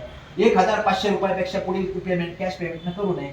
आता हे काही वेळा शक्य होत नाही, काही वेळेला हे शक्य होत नाही, पण त्याची सतत पुनरावृत्ती होऊ नये. कायद्यामध्ये याची तरतूद एवढी तरी तर आम्हाला माहिती पाहिजे. 5,000 रुपयापेक्षा कॅश इन हँड असू नये. अचानक समजा कॅश आली, आता तर समजा जास्त तसे प्रश्न येत नाही, पण पूर्वी कॅश यायचे. आता नाही समजा कॅश आले, शुक्रवारी कॅश आले, शनिवार रविवारी बँक बंद आहे, हरकत नाही ना. निदान सोमवारी ती कॅश इन हँड तुम्ही त्या बँकेच्या सोसायटीच्या अकाउंटवर तुम्ही ती जमा करून टाका. म्हणजे अशा काही ज्या तरतुदी आहेत त्या तुम्हाला 141 ते 147 मध्ये तुम्हाला माहिती मिळते. तुमच्याकडे एखादा कोणी मॅनेजर असेल किंवा दुसरा कॅशियर असेल, आता तर कॅशचा प्रश्न येत नाही, पण कायद्यानं तशी तरतूद करून ठेवलेली आहे. एखादी व्यक्ती जर असेल तर त्यांच्याकडून काही तारण वगैरे घेण्यात यावं का, त्यांच्याकडून जर असे जोखमीचे व्यवहार सांभाळताना त्यांच्याकडून काय नुकसान होऊ नये, अशा प्रकारच्या तरतुदी त्या 147 मध्ये तुम्हाला त्या ठिकाणी देण्यात आलेल्या आहेत. त्याच्यानंतर पुढचा जो मुद्दा आहे तो 148 ते 150 appropriation of profit and write off dues. म्हणजे समजा काय, आपली सोसायटी, आता आपल्या सोसायटी ही हाऊसिंग सोसायटी, कायद्याच्या दृष्टिकोनातून जर विचार केला तर आपली सोसायटी नफा कमवणारी प्रॉफिट अर्निंग ही सोसायटी नाही. मग कशी, सेवाभावी संस्था. सेवाभावी संस्था असल्यामुळे आपल्याकडे बॅलन्स शीट बनतंय, पण प्रॉफिट अँड लॉस अकाउंट बनत नाही. काय बनतंय, income and expenditure account. Income and expenditure बाकीच्या ठिकाणी सगळीकडे प्रॉफिट अँड लॉस बनतं, आपल्याकडे इन्कम एक्सपेंडिचर का, त्याचं कारण हे इन्कम अँड एक्सपेंडिचर. मग आपल्याकडे काय, आपण जनरली काय म्हणतो किंवा की या वर्षाचं कॉन्ट्रीब्युशन समजाकडे आमच्याकडे एक 7 लाख रुपये आले, 7 लाखामध्ये आमचे 6 लाख रुपये खर्च झाले, बरोबर आहे, वर्षभराच्या वेगवेगळ्या कामासाठी. 1 लाख रुपये आमच्याकडे या वर्षात आर्थिक वर्षामध्ये शिल्लक राहिले. सर्वसाधारण भाषेमध्ये आपण त्याला नफा म्हणतो, पण याच्यामध्ये काय, इन्कम मोर दॅन एक्सपेंडिचर, बरोबर आहे, म्हणजे 1 लाख रुपये सरप्लस अमाऊंट असं त्याला म्हणतात, बरोबर आहे. आता या सरप्लस अमाऊंट मधून प्रत्येक वर्षी सोसायटीच्या उज्ज्वल भवितव्यासाठी काय करा, 25% of surplus should be transfer to reserve fund. हे तुम्हाला अकाउंटंट सांगत नाही, हे तुम्हाला ऑडिटर सांगत नाही, कारण त्यांची एक एंट्री वाढते आणि तुम्हाला ते माहिती नसतं. आणि वर्षानुवर्ष 10 वर्षांचं ऑडिट चाललंय, पण आम्ही 25% अमाऊंट कधीच तिकडे ट्रान्सफर केली नाही. जर ती ट्रान्सफर झाली असती तर काय झालं असतं, तुमचा रिझर्व्ह फंड बराच मोठा झाला असता, शिल्लक तुमची वाढली असते आणि अचानक तुम्हाला कधी भविष्यात काम पडलं तर तुम्हाला काय टेन्शन घ्यायची गरज नव्हती. मग थेंबे थेंबे तळे साचे, प्रत्येक वर्षी जे जे काही होईल त्याच्यामध्ये 25%. पण ही तरतूद जर आम्हाला माहिती नसेल तर आमच्याकडे अकाउंट समजा तयार होऊन आलं, बरोबर आहे, तयार होऊन अकाउंट आल्यानंतर आम्ही चेक करतो, आम्ही काय करतो, हे बरोबर आहे का ते बरोबर आहे का नाही, पण ह्या तरतुदी केल्यात का नाही हे आम्हाला त्याची कल्पना नसते. कारण का, आम्हाला त्याचं नॉलेज नाही. आणि अज्ञानी असणं हा काही गुन्हा नाही, पण अभ्यासच न करणं हे चुकीचं आहे. जर आमच्याकडे जबाबदारी काही आली तर ती जबाबदारी निभावण्यासाठी आम्हाला ज्या ज्या गोष्टी आम्हाला माहिती नाही त्या गोष्टीचं आम्हाला नॉलेज घेणं आवश्यक आहे. त्याच्यासाठी आपण त्यांना हे करायला काय हरकत नाही, म्हणजे त्यांच्या दृष्टिकोनातून त्याचा अभ्यास करणं हे आपलं कर्तव्य आहे. म्हणून त्याची माहिती घेणं, बायलॉची माहिती घेणं ते आपल्याला कर्तव्य आहे. म्हणजेच त्याची तरतूद तुम्हाला कुठे दिलेली असेल, 148 मध्ये तुम्हाला दिलेली आहे. 148, 49, 50 याच्यामध्ये काय की अप्रोप्रिएशन ऑफ प्रॉफिट आणि समजा राईट ऑफ ड्यूज. आता राईट ऑफ ड्यूज मध्ये असे प्रश्न कुठे येतात, काही सोसायटीमध्ये असं असतं ना, पूर्वीपासून अकाउंटिंग चालत आलंय, आम्ही नवीन आलो, पण पूर्वीपासून काय चालत आलं ते आम्हाला काय माहिती नाही. त्याने आमच्याकडे चार्ज हँडओव्हर केला, आम्ही घेतला, बरोबर आहे की नाही. मग तो अकाउंटंटने काय केलं, पाठीमागचं जे ऑडिटेड बॅलन्स शीट आलंय ना त्याच्या आधारे ओपनिंग बॅलन्स घेतले आणि त्याच्या आधारे तो पुढे चालला, वेगवेगळ्या हेडचे ते घेतले, बरोबर आहे की नाही. पण असा एक अमाऊंट आहे की जी अमाऊंट आहे समजा 1-1.5 लाख रुपयाची, बरोबर आहे की नाही. ती 1-1.5 लाख रुपयाची ती कोणाची आणि काय हे 10 वर्षापासून तशीच आहे, ती सस्पेन्स मध्ये, ती काय त्याचा मिळत जात कुठे काय. मग अरे मग तुम्ही हे कसं काय घेता, ऑडिटरने विचारलं. सर आम्ही नाही, हे 15 वर्षापासून पूर्वीच हे बघा, हे 15 वर्षाचे ऑडिट रिपोर्ट, याच्यामध्ये हे असं आलेलं आहे, काय करायचं आम्हाला ते माहिती नाही. ते आम्ही तेव्हा कसं बघणार, टेन्शन येतं ना आपल्याला. मग त्याच्यावर काही पर्याय आहे का नाही? सतत तुम्हाला हे करायचं सापडत नाही ना. हो, मग त्याच्यावर काही ऑडिटरनं जर समजा तुम्हाला असं सुचवलं की बाबा हे राईट ऑफ करून टाका ना ड्यूज म्हणून, जर सापडत नसेल तर पण ते राईट ऑफ करण्याचे अधिकार आम्हाला आहेत का मॅनेजमेंट कमिटीला? त्यानं सांगितलं की आम्ही लगेच ओके राईट ऑफ केलं, मॅनेजमेंट कमिटी अडचणीत येते. मग काय करा? तुम्हाला खर्च करताना जर तुम्हाला prior approval of annual general meeting or special general meeting should be taken असं जर कायदा म्हणतोय, बायलॉज म्हणतोय, तर राईट ऑफ यूज करण्यासाठी देखील तुम्ही काय करायचंय? स्वतः व्यक्तिगत अंगावर घ्यायचं नाही. काय काय पारदर्शकपणे सगळ्यांच्या समोर जा, अॅन्युअल जनरल मीटिंग मध्ये तो विषय ठेवा आणि अॅन्युअल जनरल मीटिंग मध्ये लोकांना समजावून सांगा आणि लोकांनी मान्यता दिली तर करा, नसेल तर सोडून द्या. म्हणजेच वार्षिक सर्वसाधारण सभा किंवा विशेष सर्वसाधारण सभा याची पूर्वमंजुरी घेतल्यानंतरच तुम्ही राईट ऑफ यूज करू शकता. हे मार्गदर्शन आपल्याला कमीत कमी त्याच्यामध्ये मिळतंय. म्हणजेच 148 ते 150 मध्ये हे महत्वाचे मुद्दे तुम्हाला त्या ठिकाणी हे करायला मिळतील. त्याच्यानंतर ऑडिट कसं करायचं? ऑडिट ही संकल्पना काय? ऑडिट कधी केलं पाहिजे? ऑडिट कुणी करायचं? ऑडिटरची अपॉइंटमेंट कशी करायची? या सगळ्या बाबत काही माहिती पाहिजे का नको आम्हाला? बायलॉ नंबर 151 ते 153 पाहायचा. ऑडिटरची अपॉइंटमेंट करायची. ऑडिट करायचं. ऑडिट म्हणजे कुठलं ऑडिट काय करायचं? मग ऑडिटरची अपॉइंटमेंट कशी करावी? कोणी करावी? वार्षिक सर्वसाधारण सभेमध्येच ऑडिटरची अपॉइंट केली गेली पाहिजे. त्याच्यामध्ये आहे ना तरतूद तशी. कोणाला ऑडिटर अपॉइंट करायची? आमचा एक कोणीतरी आहे माझ्या जवळचा, तो चार्टर अकाउंटंट आहे, तर त्याला ऑडिटर म्हणून अपॉइंट करू शकतो का? अरे अकाउंटिंग मध्ये तर चार्टर अकाउंटंट सुप्रीम आहे, मग त्याला ऑडिटर म्हणून अपॉइंट करू शकत नाही? सहकार म्हणतो नाही. का नाही? अरे असं कसं काय? डॉक्टर मध्ये जसं MBBS MD झाले की त्यांना, तसं इकडे चार्टर अकाउंटंट आहे ना, तो सहकार याच्या पॅनलवर असेल तरच त्याला तुम्ही अपॉइंट करू शकता, नाही तर नाही. चार्टर अकाउंटंट आहे, 50 वर्षाचा त्यांचा अनुभव आहे, पण या कोऑपरेटिव्ह सेक्टरच्या पॅनलवर आहेत का ते शासनाच्या? नाही, मग त्यांना तुम्ही करू शकता. याचाच अर्थ काय करायचे? तुम्हाला पॅनलवर असणाऱ्या व्यक्तीचीच त्या ठिकाणी अपॉइंटमेंट करायची ऑडिटर म्हणून. मग तो सीएच पाहिजे का? गरज नाही. GD&A पण चालतो. फक्त GD&A पास आहे पण तो पॅनल मध्ये नाही, चालतो का? नाही. पॅनल मधल्याच व्यक्तीला त्याला अपॉइंट करा. या सगळ्या जे गोष्टी आहेत त्या आम्हाला माहिती पाहिजेत. बऱ्याच वेळेस या माहिती नसतात आणि आपल्या देशाचं किंवा मानवाचं एक दुर्दैव असं आहे की जनरली जे हायली क्वालिफाईड आहेत ना, ते अशा काही गोष्टी म्हणजे सहजी आपल्या लोकांना सांगत नाही. ते काय म्हणतात, आम्ही जर आमचं नॉलेज यांना दिलं तर आमच्याकडे पुन्हा कोणी येणारच नाही. होतंय असं. त्यामुळे ह्या गोष्टी तुमच्यापर्यंत पोहोचत नाही. ऑडिट रेक्टिफिकेशन रिपोर्ट काय, किती दिवसात दिला पाहिजे? ऑडिट रेक्टिफिकेशन रिपोर्ट काही सोसायटीमध्ये असं पाहायला मिळतंय, ऑडिट केल्यानंतर ते सांगतात ऑडिटरलाच, अरे ऑडिट रेक्टिफिकेशन रिपोर्ट तुम्हीच बनवून तुम्हीच सही करून देऊन टाका. अरे ऑडिट रेक्टिफिकेशन रिपोर्ट तयार करणं हे मॅनेजमेंट कमिटीचं काम. ऑडिट रिपोर्ट मध्ये part A, part B, part C असतो. सी मध्ये त्याने वेगवेगळे रिमार्क दिलेले असतात, काही तुम्हाला मौलिक सूचना केलेल्या असतात. जसे तुमच्या ऑडिट रिपोर्ट मध्ये आले असेल की education and training should be arrange by the society for the all members and management committee members, हा त्यांचा रिमार्क असेल. मग त्याच्यावर तुम्ही ऑडिट रेक्टिफिकेशन रिपोर्ट मध्ये समजा तुम्ही आता समजा तुमच्याकडे आला रिमार्क, तर तुम्ही त्याच्यावर काय लिहू शकता की already he education and training या तारखेला घेण्यात आलेले आहे, त्याच्यासोबत हे सर्टिफिकेट आहे. म्हणजे ऑडिट रेक्टिफिकेशन रिपोर्ट तुमच्याकडे तयार झाला पाहिजे. आणि मग तुम्ही जरी समजा एखाद्या कार्याचा पूर्तता झालेली नाही, पण त्याच्यावर तुम्ही धोरणात्मक निर्णय घेतलेला आहे आणि त्याच्यावर काय चालू आहे, प्रोग्रेस किंवा कार्यवाही चालू आहे आणि असा आम्ही ठराव घेतलेला आहे, मीटिंग नंबर 86, रिझॉल्युशन नंबर 86, अशा पद्धतीने आम्ही ठराव मंजूर केलेला आहे. तर त्याच्यावर मग त्या प्रत्येक पॉईंटच्या आधारे त्या ऑडिटरने त्याची काउंटर सिग्नेचर तिथं करायची, नंतर तो ऑडिट रेक्टिफिकेशन रिपोर्ट तिकडे द्यायचा. हे सगळं डिटेल आपल्याला माहिती नसतं, बऱ्याचशा चेअरमन सेक्रेटरीला माहिती नाही.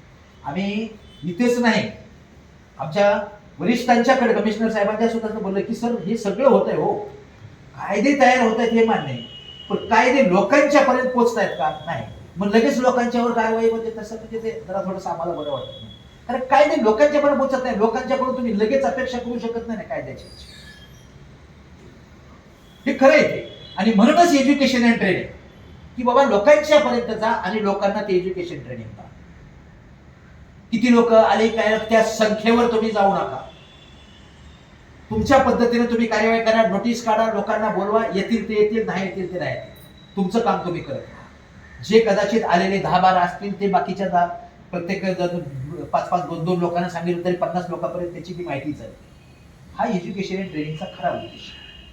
म्हणजेच ऑडिट बाबत 151 ते 153 तुम्हाला बघायचंय. त्याच्यानंतर आपली जी बिल्डिंग आहे, आपली बिल्डिंग सुस्थितीमध्ये ठेवणं ही जबाबदारी कोणाची? मॅनेजमेंट कमिटीची. आता मॅनेजमेंट कमिटीची जबाबदारी बाकीची कोणाची काय असं नाही. म्हणजे मॅनेजमेंट कमिटीची ही जबाबदारी आहे हे मान्य आहे, पण मॅनेजमेंट कमिटीला त्याबाबत काय अमल केलं पाहिजे आता कन्व्हिन्स करून घेणं. आता तुमच्याकडे झालेलं आहे ती गोष्ट वेगळी, हे कोणाचं मॅनेजमेंट कमिटीने त्यासाठी पुढाकार घेतला गेला पाहिजे. बाकी छोट्या मोठ्या काय गोष्टी असतात त्या दृष्टिकोनातून सोसायटीचा इन्शुरन्स घेतला गेला पाहिजे. काही सोसायटीमध्ये इन्शुरन्स घ्यायचा का नाही याच्यावरून भांडणं. कशाला पाहिजे विमा घ्यायचा, काय करायचे, फुकट फालतू पैसे खर्च कशाला करायचे का? मागच्या वर्षापर्यंत तो 15,000 रेट होता, ह्या वर्षी डायरेक्ट 30,000 झालाय. मग ते खर्चच नाही करायचा, हट नाही घ्यायचं इन्शुरन्स, इन्शुरन्स साठी भांडणं. अरे पण ते कायद्यामध्ये तरतूद आहे, घ्या. कायदा म्हणतं म्हटल्यानंतर मग माणूस कुठेतरी म्हणतो नाही ठीक कायद्यावर तरतूद आहे ना, आम्ही त्याच्यावर काही विरोध करत. म्हणजे या सर्व गोष्टी बाबतचे छोट्या छोट्या गोष्टी त्याच्या बाबतचे तुम्हाला काही मार्गदर्शन आहे का? की तुमच्याकडं अचानक काय उद्भवलं त्याच्यावर तुमच्याकडं आकस्मिक त्याच्यावर काय करता येईल तशा पद्धतीची काही यंत्रणा आहे का? म्हणजे लिफ्टच्या बाबत वेळोवेळी आपण हे करून घेतो का, चेकिंग करून घेतो का, लिफ्ट ऑडिट वगैरे काय करून घेतो का, फायर फायटिंगचे काय उपकरणं असतील त्याच्याबाबत काय माहिती आहे का? काही ठिकाणी मोठ्या ठिकाणी म्हणजे हाऊसिंग फेडरेशनच्या वतीनं कार्यक्रम आयोजित केल्यानंतर त्या ठिकाणी आम्ही म्हणजे यांना पण बोलवलं, फायर ऑफिसरना पण बोलवलं. आता हिरानंदानी हाऊसिंग फेडरेशनच्या वतीनं त्यांनी एक मोठा कार्यक्रम घेतला होता, त्याच्यामध्ये आपले फायर ऑफिसरला पण आपण बोलवलं. म्हणजे लोक इथपर्यंत पुढे चाललेत कारण उपकरणं तुमच्याकडे आहेत परंतु आम्हाला ते काय करावं हे त्याचं माहिती नाही. म्हणजे प्राणहानी होऊ नये, वित्तहानी होऊ नये, आपलं काही नुकसान होऊ नये, आपण सर्व सुरक्षित राहावे याच्यासाठी हे एज्युकेशन अँड ट्रेनिंग आहे. याच्यासाठी तुम्हाला 154 ते 161 म्हणजे प्रॉपर्टी तुम्ही व्यवस्थित ठेवली गेली पाहिजे, त्याची काळजी घेतली गेली पाहिजे, हे केलं पाहिजे ते केलं पाहिजे. याच्यासाठी 154 161 हे तुम्हाला दिसतंय. त्याच्या पुढचा अजून जो पॉइंट आहे तोही देखील असाच. म्हणजे छोटे मोठे जे तुमचे काही गोष्टी आहेत त्याला तुम्ही कसं हे करू शकता. 162 ते 171 162 ते 171 मध्ये पण काय की समजा तुमच्याकडे गार्डन आहे, झाडं तोडायची का, कुणी तोडू नयेत, काय करावं, स्वच्छतेची कशी काळजी घ्यावी. एखादी व्यक्ती त्यांना कितीही वेळा सांगून समजा ऐकतच नाही तर सतत ते समजा बायलॉचं उल्लंघन करत असतील तर त्याबाबत काय कार्यवाही करावी. कारवाई करायची म्हटले की विजिट करायची का न करू नये, कोणत्या स्टेप्स असाव्यात याबाबत संपूर्ण मार्गदर्शन तुम्हाला त्याच्यामध्ये दिलेलं आहे. तसेच समजा सोसायटीच्या आजूबाजूला म्हणजे आवारामध्ये समजा मुलं क्रिकेट वगैरे खेळत आहेत, मुलांच्या क्रिकेट खेळण्यावर साधारणतः त्यांना टाइम टेबल ठरवून देण्यात यावा का? कारण काय क्रिकेट खेळू देतात ना, क्रिकेट खेळण्यात ती आपलीच मुलं आहेत, पण क्रिकेट खेळत असताना चुकून त्यांचा एखाद्याचा बॉल एकूण देणं मारला आणि तिथून कुणीतरी सिनियर सिटीजन येतोय आणि तो बॉल आला इतर फटकन लागला की अशी दुर्घटना घडू नये म्हणून त्यांनाही सांभाळून घ्या, सिनियर सिटीजननाही सांभाळून घ्या. याच्यासाठी आपच नाही सगळ्यांनी मिळून एकत्र काही त्याच्यामध्ये धोरण ठरवता येतं का याबाबत काही मार्गदर्शन आहे. जे सामूहिक जागा आहे त्याचा दुरुपयोग कुणी करू नये, त्याच्यावर अतिक्रमण करू नये याच्याबाबत काही नियम मार्गदर्शन आहेत का? आहे. त्याच्यानंतर एखादी व्यक्ती माहिती अधिकाराचा दुरुपयोग करतात आणि सदुपयोगासाठी तो माहिती अधिकार आणलेला आहे, तो दुरुपयोग करतात. सतत पत्रव्यवहार करायचा आणि मला ही माहिती पाहिजे, मला ती माहिती पाहिजे, ती माहिती पाहिजे. सभासद या नात्याने तुम्हाला अधिकार आहेत पण तुम्ही सतत त्रास देत आहेत तर त्याच्यासाठी सोसायटीला भुर्दंड पडू नये म्हणून काही कागदपत्र जर तुम्ही सोसायटीकडे आली मागितली तुम्ही आणि ती द्यायची का नाही हे मॅनेजमेंट कमिटीने ठरवल्यानंतर त्याच्यासाठी तुम्ही काही चार्जेस हे करू शकता का, आकारू शकता का? तर ते आकारू शकता.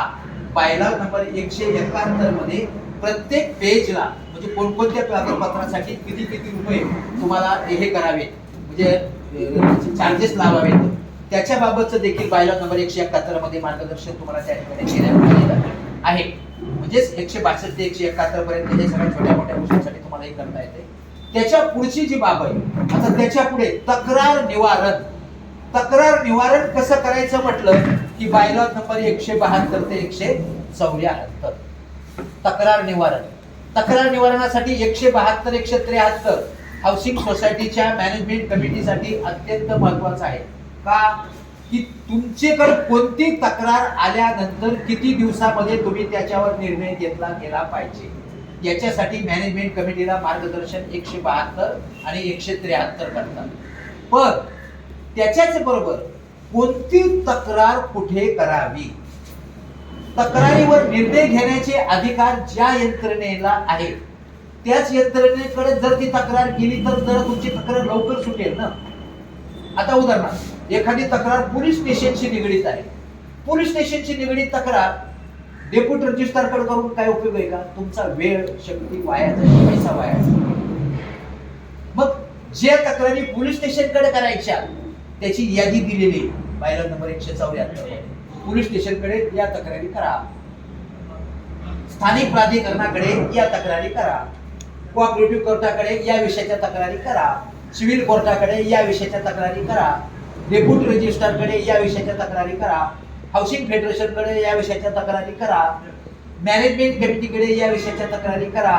मॅनेजमेंट कमिटीकडून आलेल्या निर्णयावर तुमचं जर समाधान झालं नाही तर तुम्ही अॅन्युअल जनरल मीटिंगकडे जा. अॅन्युअल जनरल मीटिंग कडून निर्णय आल्यानंतर तुमचं समाधान झालं नाही, डेप्युटी रजिस्ट्रार सिटीकडे जा.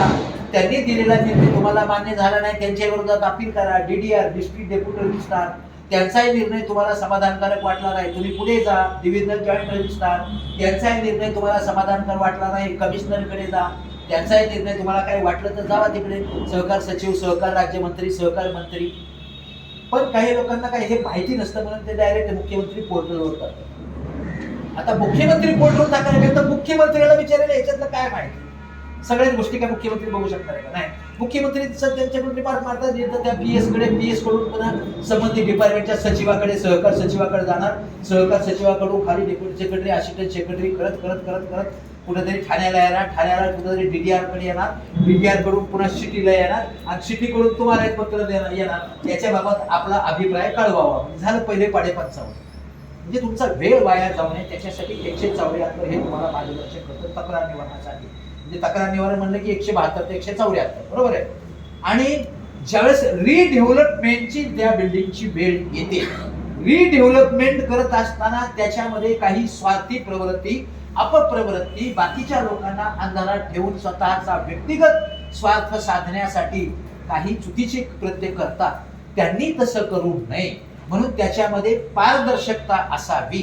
पारदर्शकता असण्यासाठी त्याची कार्यपद्धती काय असावी याच्या बाबत शासनाचा जो एक स्पेशल सेपरेट त्याच्यासाठी जो GR काढलेला आहे त्या GR ची कॉपी देखील 175 सोबत जोडलेली आहे. म्हणजेच त्या GR मध्ये दिलेले कार्यपद्धती, त्याच्यामध्ये असणाऱ्या स्टेप्स, त्याचं पालन करून तुम्ही काय करायचं आहे, तुमची रिडेव्हलपमेंटची प्रक्रिया राबवायची आहे.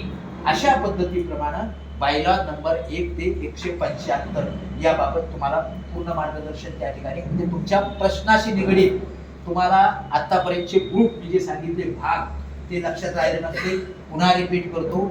1 ते 6 प्राथमिक माहिती बेसिक नॉलेज, 7 ते 15 फंड, 16 ते 21 मेंबरशिप, 22 ते 44 राईट अँड ड्युटीज, 45 ते 62 रिस्पॉन्सिबिलिटी अँड लायबिलिटी, 65 ते 71 इन्कॉर्पोरेशन ऑफ ड्युटीज काय असेल ते, 72 ते 75 बाकीचे म्हणजे हे स्वतः सोसायटीचं अस्तित्व दाखवणाऱ्या बाबतचं काय, 76 स्ट्रक्चरल ऑडिट बाबत, 76 77 78 ते 84 पार्किंग, 85 ते 109 मीटिंग, 110 ते 140 ऍडमिनिस्ट्रेशन मॅनेजमेंट, 141 142 स्पेसिफिकली इम्पॉर्टंट सोसायटीचं मेंटेनन्स ऑफ बुक्स अँड रेकॉर्डसाठी, 141 ते 47 पर्यंत म्हणजे 43 44 45 46 आहेत ना. मी ते सांगितलं ना की 1500 रुपये 5000 रुपये आर्थिक वर्ष इत्यादी बाबतची ती माहिती तारण वगैरे ते, 148 ते 150 appropriation of profit and write off dues, 151 ते 153 ऑडिट, 154 ते 161 अदर मॅटर्स म्हणजे सोसायटी रिलेटेड आहेत ते, त्याच्यात 162 ते 71 ते देखील सोसायटीचे रिलेटेड अदर मॅटर्स आहेत, 172 ते 174 तक्रार निवारण आणि 175 रिडेव्हलपमेंट. आता त्याच्याच बरोबर तुम्ही म्हणता काय अजून काही थांबता का नाही, त्याच्याच बरोबर आता जी नवीन सुधारणा आलेली आहे बरोबर आहे ना, हे 154B. आता या 154B चा समावेश अजून या बायलॉजच्या पुस्तकामध्ये आलेला नाही. येणार आता कदाचित 2-3 महिन्यामध्ये येईल. मग त्यावेळेस तुम्हाला पुन्हा अजून हे बायलॉज अमेंडमेंट वगैरे हे करून घ्यावी लागेल. पण सध्या याच्याच बाबत जसं मी तुम्हाला सांगितले मगाशी की आता सभासदाचे 4 प्रकार आहेत, बरोबर आहे. तर 4 प्रकाराची माहिती तुम्हाला याच्यामध्ये मिळेल बायलॉज नंबर 154B मध्ये, सॉरी 154B म्हणजे असा तो हे आलेला तो, कारण तो बायलॉज नंबर 4 असं म्हणता येत नाही, ऍक्च्युअली ते ऍक्टच्या हिशोबाप्रमाणेच आलाय तो खरं. तर तो हाऊसिंग सोसायटीसाठी म्हणजे या संपूर्ण याच्यासाठी हाऊसिंग सोसायटीसाठीच एक स्वतंत्र वेगळं प्रकरण असावं अशा उद्देशानं त्याच्यामध्ये बरेचसे मार्गदर्शन या 154B मध्ये आलेलं आहे. हे 154B देखील याच्यामध्ये तुम्हाला म्हणजे बायलॉज मध्ये 1-2-3 महिन्यामध्ये बायलॉज नवीन प्रिंट होऊन येतील, त्यावेळेस तुम्हाला त्या बायलॉज मध्ये वाचायला मिळेल. याच्याबाबत देखील याच्यामध्ये बरीचशी माहिती, जसं आता तुम्हाला मी व्याख्या सांगितल्या या बायलॉज मध्ये, बायलॉज नंबर 3 मध्ये 154 याच्यामध्ये 1 नंबरला सुरुवातीला तुम्हाला संपूर्ण व्याख्या वगैरे तुम्हाला सुरुवातीलाच मिळतात. बिल्डर कशाला म्हणायचे, कशाला म्हणायचे, कमिटी मेंबर कोणाला म्हणायचे, म्हणजे कमिटी म्हणजे काय, कोऑपरेटिव्ह हाऊसिंग असोसिएशन वगैरे ह्या सगळ्या व्याख्या आहेत. तसंच या 154B मध्ये पण तुम्हाला सगळी माहिती मिळेल, त्याचा देखील तुम्ही अभ्यास करू शकता. म्हणता तोपर्यंत हे बायलॉज मध्ये येईलच. पुन्हा बायलॉज मध्ये आलं की तुम्हाला फक्त बायलॉज घेतलं, त्या पद्धतीप्रमाणे वाचन केलं. महत्वाचा उद्देश म्हणजे काय की प्रश्न विचारणारे बनण्यापेक्षा प्रश्न विचारणारे बनू नका. कोणाच्या तरी पाठीमागं लागण्यामध्ये तुमचा वेळ वाया जाईल, समोरच्यानं तुम्हाला तुच्छ समजायचं, यांना काय माहितीच नाही याच्यामध्ये, मी